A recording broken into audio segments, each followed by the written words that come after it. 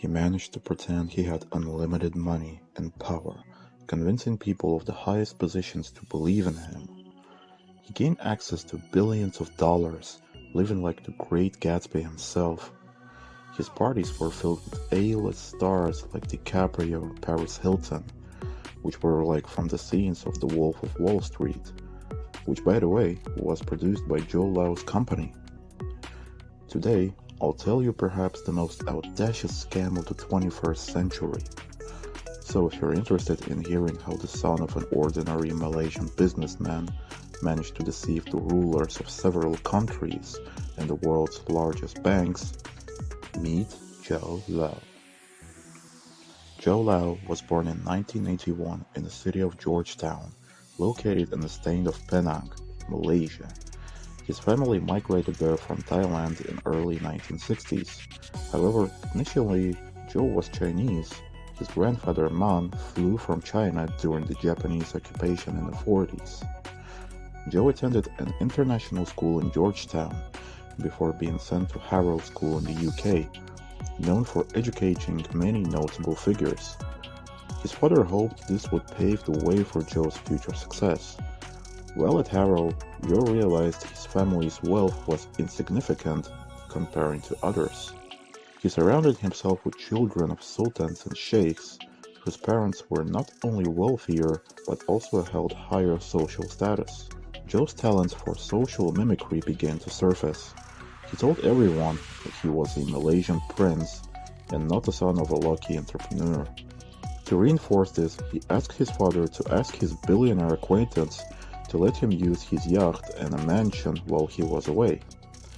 Joe replaced the family photos in the house with his own. Teenagers at 15 or 16 didn't even bother verifying if he was a prince or not. It worked. The children of powerful rulers accepted him as one of their own. He continued this charade at the University of Pennsylvania after Harrow, where he drove expensive cars, threw parties worth tens of thousands of dollars, and squandered all of the money his father sent him in casinos. All of this was to become one of the wealthiest and most influential students in his circle. And again, it worked. Together with Joyce Harrow, the rumors about him being a Malaysian prince and Lau spending money left and right only fueled these speculations. And although no one could say for sure who he was, they happily engaged with him because he had the money and you have to have fun. The so-called Golden Youth fell for Lau's act once more. However, these manipulations and attempts to portray himself as someone he wasn't at the time didn't have any specific purpose other than the desire to fit in into the rich people's circle.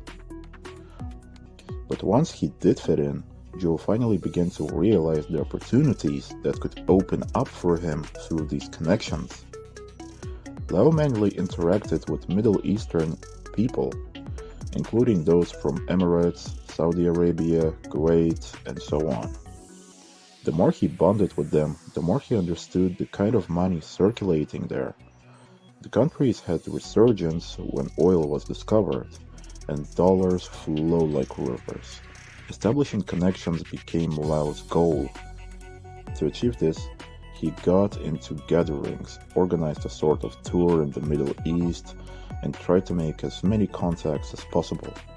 Since the children of wealthy families from who Joe mingled with at Harrow and later at the university didn't have much contact with the ruling class, he failed to meet anyone significantly associated with the ruling elite.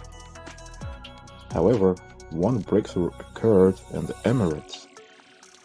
He managed to meet Yusuf Al-Attiyah, the advisor to the country's sheikhs on foreign politics.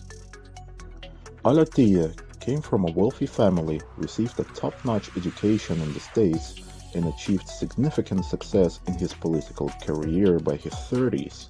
Lau's meeting with Al-Attiyah happened when the latter was looking for the opportunities to increase his capital.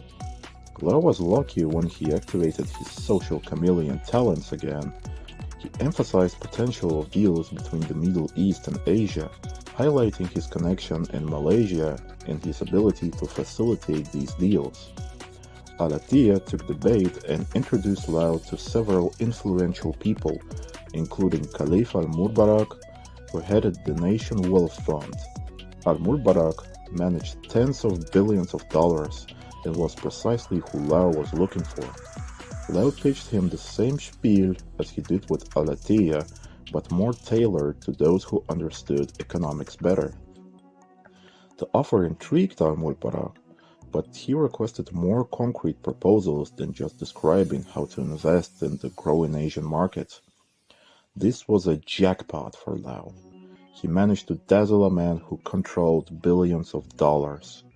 Now he needed to do the same in his home country to strike a deal between them, and thus the